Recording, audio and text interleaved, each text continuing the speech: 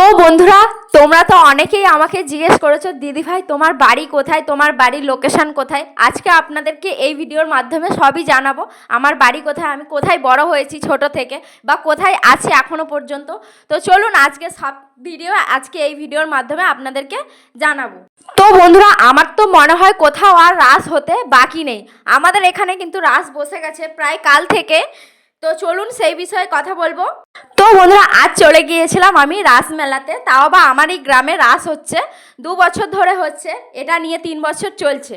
তো বন্ধুরা, শ্যামপুর থানার মধ্যে দেওড়া গ্রাম, যদি কেউ চিনে থাকো অবশ্যই তোমরা শ্যামপুর যারা চিনবে অবশ্যই আমাদের দেওড়া গ্রামটাকেও কিন্তু চিনবে। দেওড়াতেই কিন্তু আমার বাড়ি, এখানেই কিন্তু আমি ছোট থেকে বড় হয়েছি, এখানেই কিন্তু আমার বাসস্থান। তো বন্ধুরা, আজকে আমি চলে এসেছিলাম আমারই গ্রামে, আমাদেরই রাসের মেলাতে গ্রামের মধ্যে। তো চলুন পুরো রাসটা ঘুরিয়ে দেখাই। আমার বান্ধবীদের সঙ্গে আমি কিন্তু রাস দেখতে চলে এসেছি। তো বন্ধুরা, দেখতে পাচ্ছ এখানে সবাই মিলে কত মজা করছে, আনন্দ করছে, আমিও কিন্তু ভালোই মজা করছি। তো বন্ধুরা, তাহলে আমাদের দেওড়াতেও কিন্তু রাস হচ্ছে, সবে মাত্র বসেছে। আপনারা যারা যারা এখনও রাস ভ্রমণ করেননি তো তাড়াতাড়ি চলে আসুন আমার গ্রামে। সবে মাত্র কিন্তু রাস বসে গিয়েছে বন্ধুরা, শ্যামপুরের মধ্যে দেওড়া গ্রামে। তো তাড়াতাড়ি আপনারা চলে আসুন আমাদের এখানে রাস ভ্রমণ করতে। তো আর ভিডিওটি কেমন লাগলো অবশ্যই কিন্তু কমেন্ট করে জানিও বন্ধুরা। টাটা।